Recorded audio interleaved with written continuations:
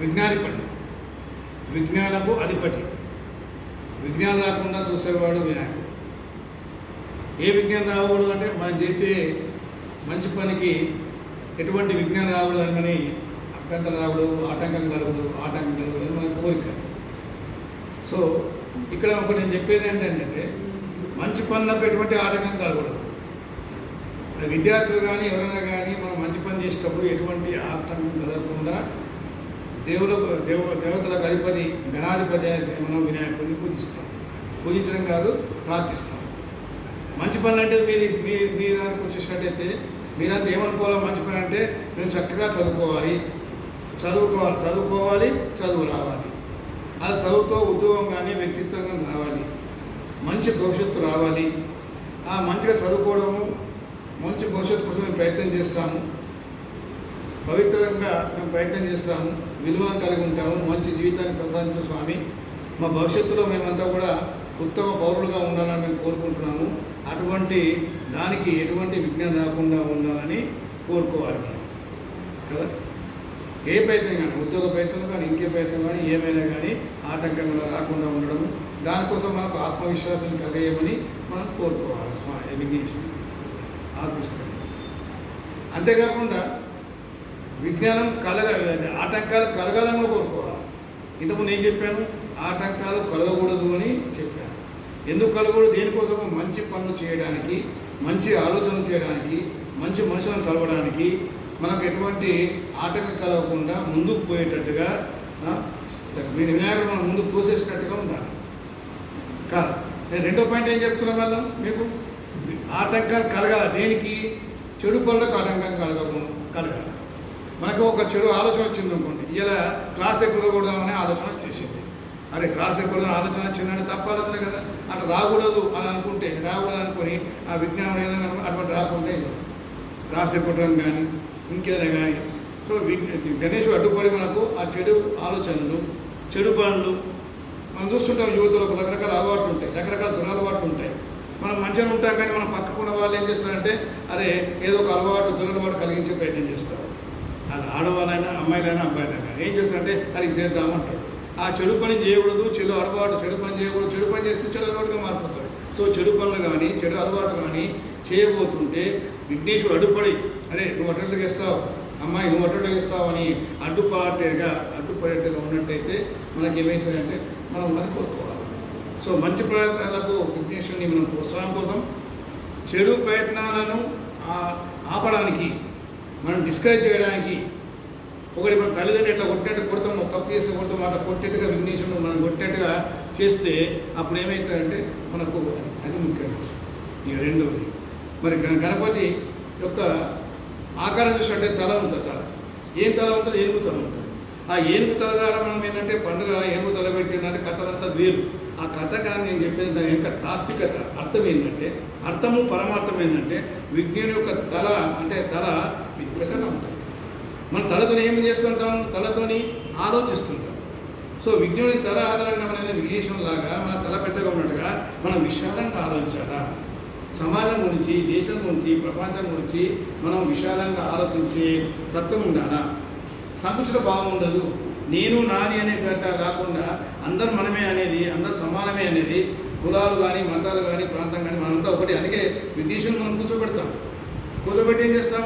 మనమంతా కలవడానికి ప్రయత్నం చేస్తాం. అమ్మాయిలు, అబ్బాయిలు, పెద్దవాళ్ళు, చిన్నవాళ్ళు, ఉన్నవాళ్ళు, లేని వాళ్ళు, ఏ కులమైనా ఏదైనా అంతా కలిసి ఉండే ప్రయత్నం చేస్తాం. అంటే ఆ రకం విశాల భావంతో ఆలోచించమని చెప్పేది ఏంటంటే మన విదేశంతో. రెండవది చెవులు పెద్దగా ఉంటాయి, చాలా పెద్దగా ఉంటాయి. ఎనుగు చెవులు ఎందుకు పెద్దగా ఉంటాయంటే ఆ చెవులు పెద్దగా ఉండడం వల్ల సూక్ష్మగ్రాహి. ఎంత చిన్న శబ్దం పడ్డా కానీ గణేశునికి ఎంత వినపడుతుంది, ఎటువంటిదైనా కానీ మనకి వినపడుతుంది. సో ఈ వినికిడి శక్తి అధికంగా ఉన్నట్టయితే మనకు మేధస్సు పెరుగుతుంది. వినికిడి శక్తి దాన్ని లిజనింగ్ స్కిల్స్ అంటారు. మనం ఏ విషయాలైతే మంచి విషయాలు నేర్చుకుంటామో, మంచి విషయాలు నేర్చుకున్నట్టయితే మనము మన జీవితం బాగుపడతాం. సో ఆ రకంగా మంచి విషయాలు మాత్రమే వినాలి. ఈ చెవులతో ఏంటంటే మంచి విషయాలను వినాలా, మంచి విషయాన్ని ఎక్కువ వినాలి. మంచి విషయాలు చెప్తున్నాం అనుకోండి వినాలి, సార్ పాఠం చెప్తున్నాం అనుకోండి మనం వినాలి, అంతే కదా. ఎక్కువ వినాలా అనే అర్థం. సో ఎక్కువ వినట్టయితే ఏంటంటే మనకు ఆటోమేటిక్గా నాలెడ్జ్ ఎక్కువ వస్తుంది. సో నాలెడ్జ్ రావడానికి కారణం ఏంటంటే విజ్ఞానం రావాలంటే వినడం ఉండాలా. మంచి మంచి ఉపన్యాసాలు వినాలా, మంచి మంచి మాటలు వినాలా.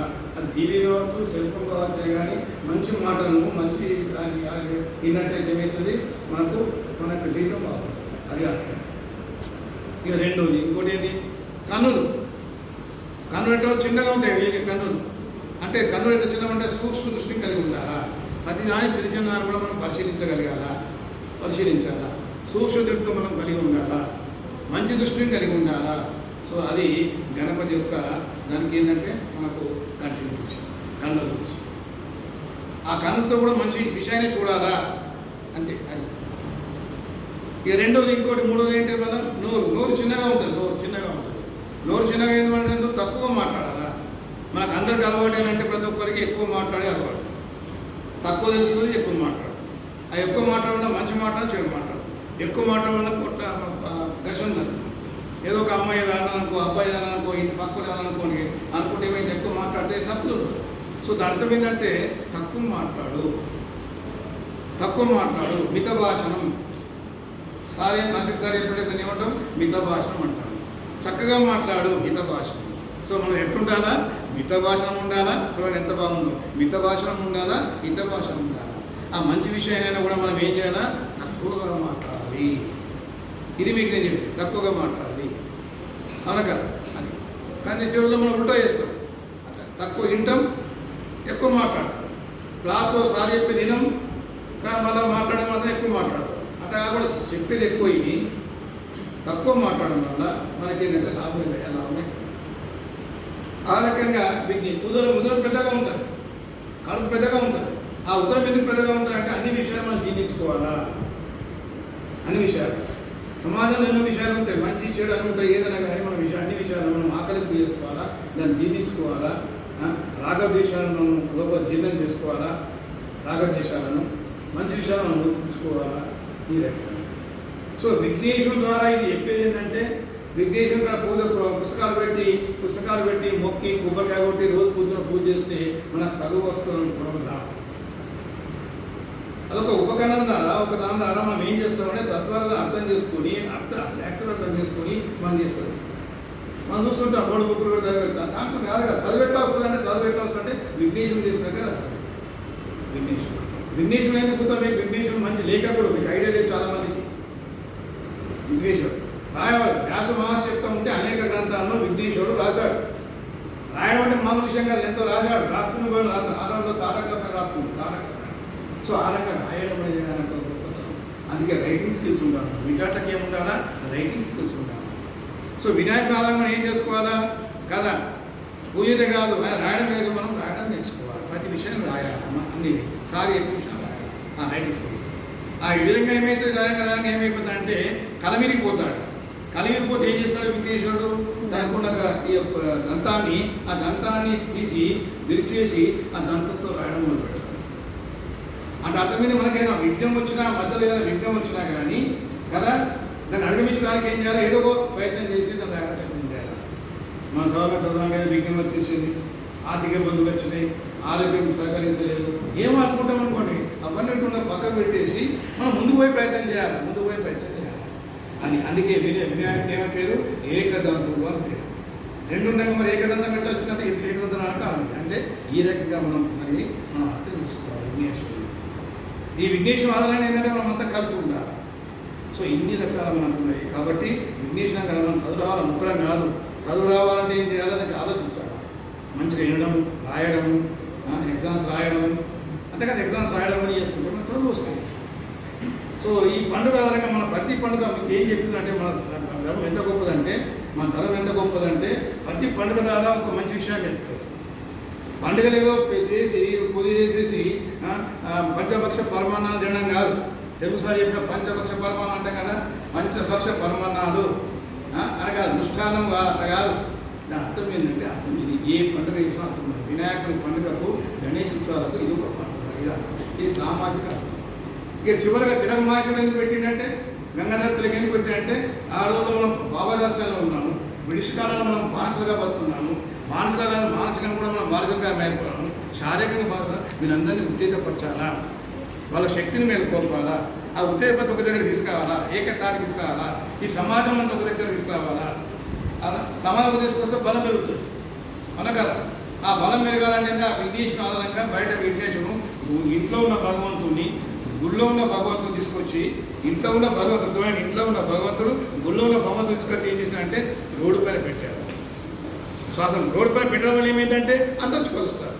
మీ ఇంటికి రావాలనుకోండి ఇబ్బంది నాకు, గుడికి రావాలనుకోండి కొంత ఇష్టం ఇబ్బంది ఉంటుంది, ఏదో రకరకమైన ఉండాలి. కానీ బయటకు వచ్చిన వేరే ఏదైనా అందరం పోతాం, పోకపోగా మొక్కుతాం. విఘ్నేశ్వరుడికి పెద్దగా నియమాలు లేవు, అందరికీ రమ్మంటాడు కదా. మీరు రావడం ముఖ్యం, భక్తితో మొక్కడం ముఖ్యం విఘ్నేశ్వరునికి కదా. ఆ రకంగా తీసుకొచ్చి సమాజం అంతా ఒక దగ్గర తీసుకొచ్చి స్వాతంత్ర పోరాటంలో నన్ను ఉపకరణంగా ఉపయోగించి మనకు స్వాతంత్రం వచ్చేట్టుగా చేశారు. ఎవరు? సో విఘ్నేశ్వరు ఇది ఇంకో అవసరం. సో ఈ రకంగా మాట్లాడుతూ ఉంటే మనకు విఘ్నేశ్వరుని పైన ఎన్నో విషయాలు నేర్చుకోవచ్చు.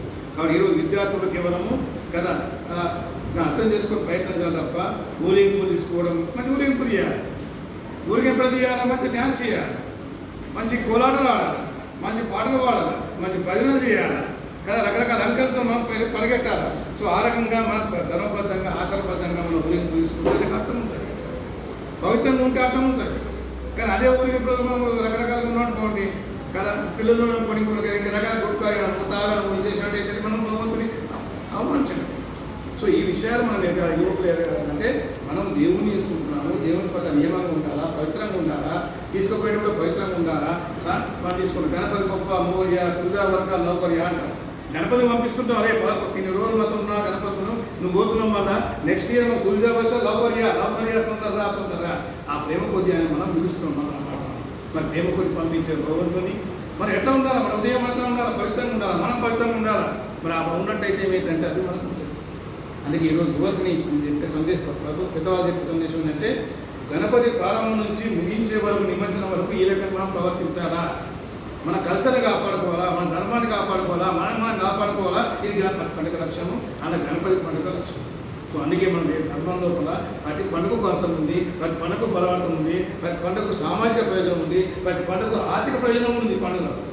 పండుగల ద్వారా చాలామంది పొందుతారు, పండుగల ద్వారా అందరూ ఆనందంగా ఉంటారు కదా. ఎంతమందికి వ్యాపారం జరుగుతుంటుంది, ఎంతోమందికి ఎంతో భక్తులు ఉపాధి జరుగుతుంటుంది.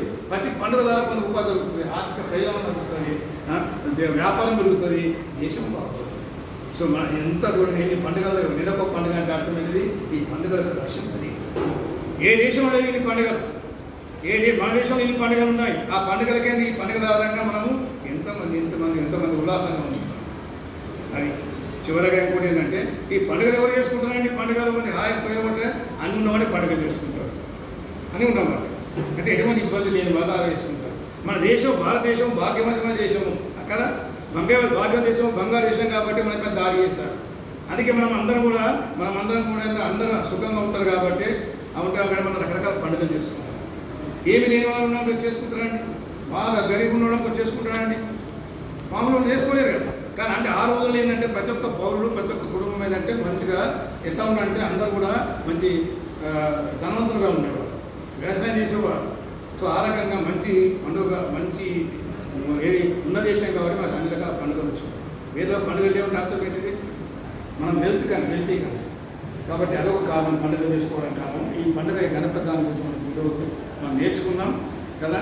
మన యువతకు మనం అనుకోవాలా, మనం చెప్పుకోవాలా, మన పిల్లలకి చెప్పాలా, నేను చెప్పిన మీరు ఇంకోలా చెప్పాలా, మీరు ఇంకోలా చెప్పాలా. ఇట్లా చేద్దాం, మన భగవంతుని మనం ప్రేమిద్దాం, మన భగవంతుని మనం ఇలా చేద్దాం, మనం పూజ ఇట్లా చేద్దాం. ఇష్టంగా 2 గంటలు పూజ చేయడం కాదు, ఆ పూజకు అర్థం చేసుకోవడము కదా, దాన్ని మనం ఆచరించుకురావడము.